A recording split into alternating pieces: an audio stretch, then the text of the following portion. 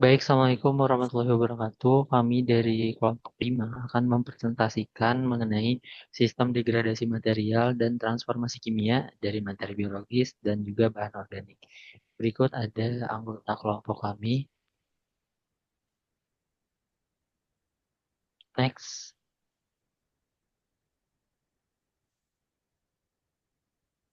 Selanjutnya ada topik pembahasan yang akan dijelaskan oleh Abelia.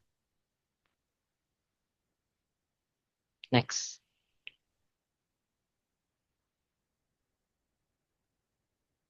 Yang pertama itu pengertian dari degradasi material dan transformasi kimia. Kemudian itu ada katabolisme gula yang dimana di dalamnya itu mencakup glikolisis, dekarboksilasi oksidatif, siklus Krebs, dan rantai transport elektron. Yang kedua itu ada katabolisme lemak dan protein. Lalu yang ketiga itu katabolisme asam nukleat. Next.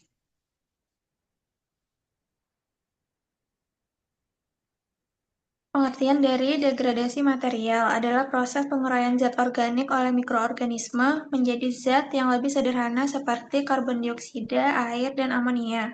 Senyawa hidrokarbon tidak dapat terdegradasi sempurna jika hanya dilakukan oleh satu jenis mikroba, tetapi harus dilakukan oleh beberapa jenis mikroba yang memiliki sifat sinergisme dalam bentuk konsorsium. Proses penyederhanaan ini itu sebagian atau penghancuran seluruh bagian struktur molekul senyawa oleh reaksi-reaksi fisiologis yang dikatalis oleh mikroorganisme. Next. Lalu ada transformasi kimia adalah proses perubahan satu atau lebih zat menjadi zat baru melalui reaksi kimia. Perubahan ini melibatkan pemutusan dan pembentukan ikatan kimia. Next.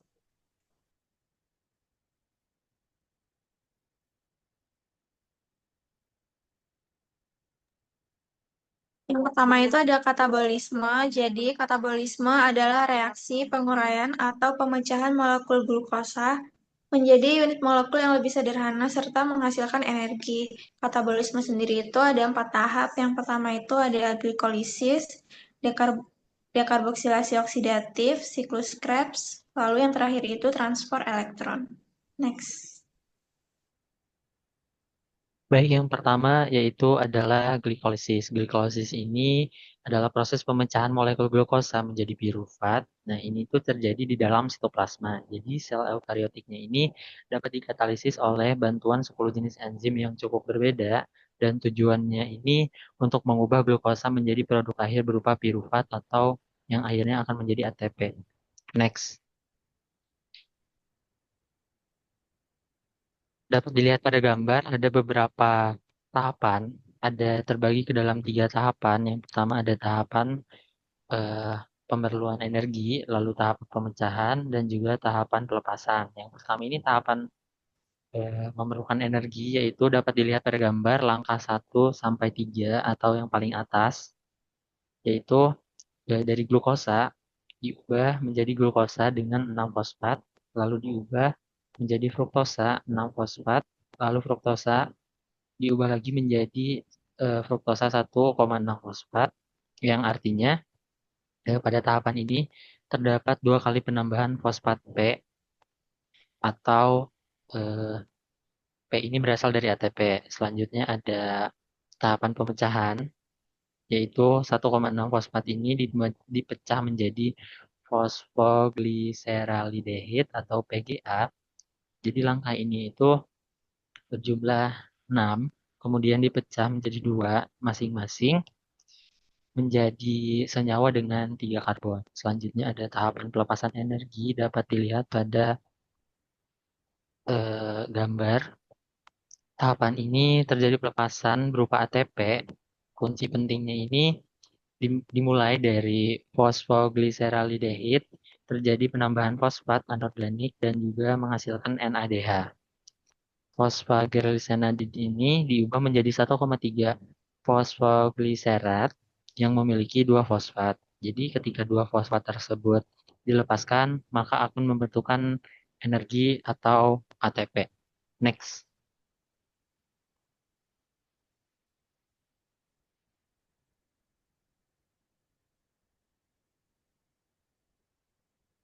baik selanjutnya adalah dekarbonilasi oksidatif, di mana dekarboksilasi ini adalah reaksi perantara dari glikolisis dengan siklus Krebs. Nah, nantinya akan menghasilkan energi.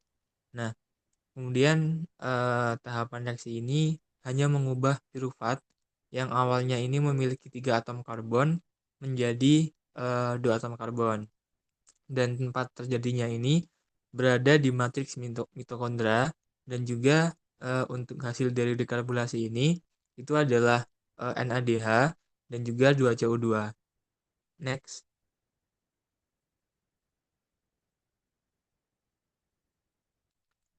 Nah, mungkin ini adalah siklus ataupun proses terjadinya di dekarbonilasi oksidatif, di mana terdapat 3 bagian penting ataupun 3 proses penting di dalam dekarbonilasi oksidatif.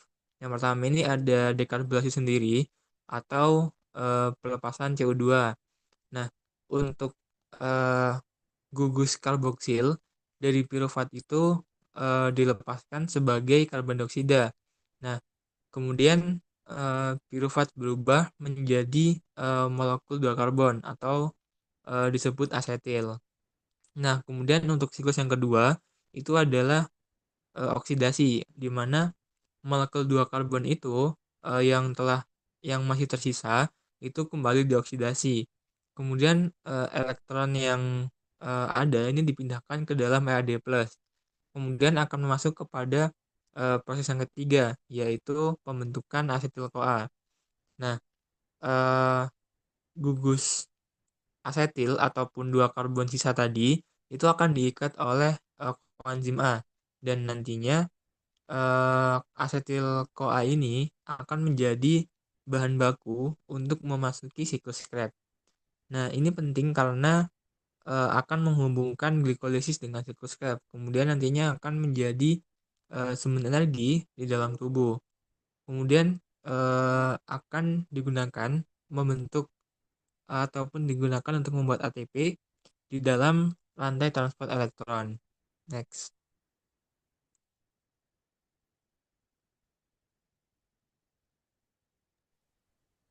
Selanjutnya yaitu ada siklus Krebs. Jadi siklus Krebs ini di mana tahapan yang paling banyak menghasilkan CO2. Jadi siklus ini diberi nama sesuai penemuannya, ini Hans Krebs. Siklus ini juga disebut siklus asam sitrat. Jadi memiliki ciri khusus Krebs ya, ini berlangsung secara aerob.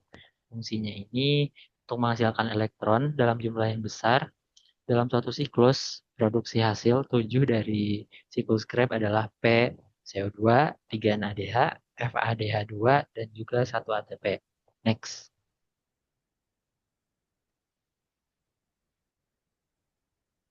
Next.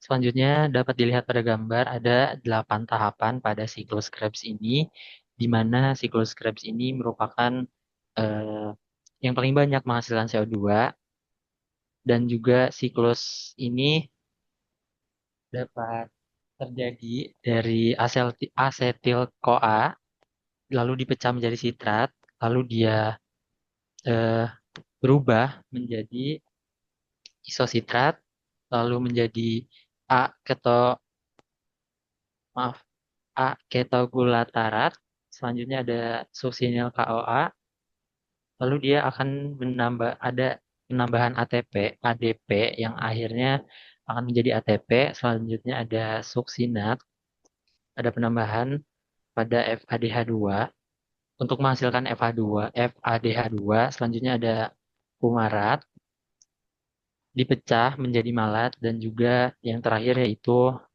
pemecahan untuk menjadi oksaloasetat. Next.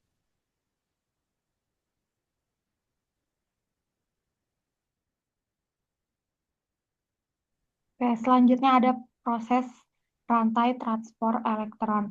Proses rantai transport elektron ini merupakan awal, tahap akhir dalam respirasi seluler yang berfungsi untuk menghasilkan energi dalam bentuk ATP.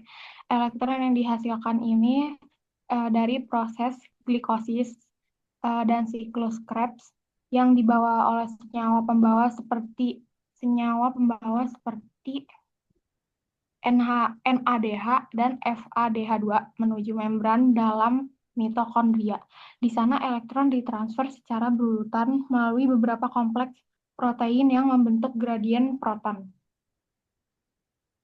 Selanjutnya, gradien proton nanti dimanfaatkan oleh enzim ATP sintase untuk mengubah ADP dan fosfat anorganik menjadi ATP melalui proses yang disebut fosforilasi oksidatif. Terus diterima oleh oksigen yang kemudian bereaksi dengan H+ membentuk air. Maka dari itu oksigen berperan sebagai akseptor elektron terakhir dan keseluruhan proses ini menjadi sumber utama energi bagi sel-sel organisme akuatik untuk menjalankan berbagai fungsi metabolisme.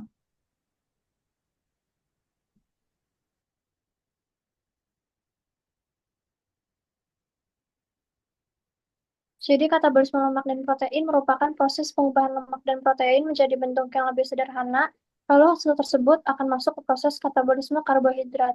Yang pertama ada proses katabolisme lemak. Jadi lemak diperoleh jadi asam lemak dan gliserol oleh enzim lipase. Yang kedua, asam lemak diolah di dalam sel jadi asetil-CoA, lalu masuk ke siklus energi atau siklus Krebs untuk menghasilkan energi. Kemudian gliserol bisa diubah jadi bahan bakar cadangan atau glukosa.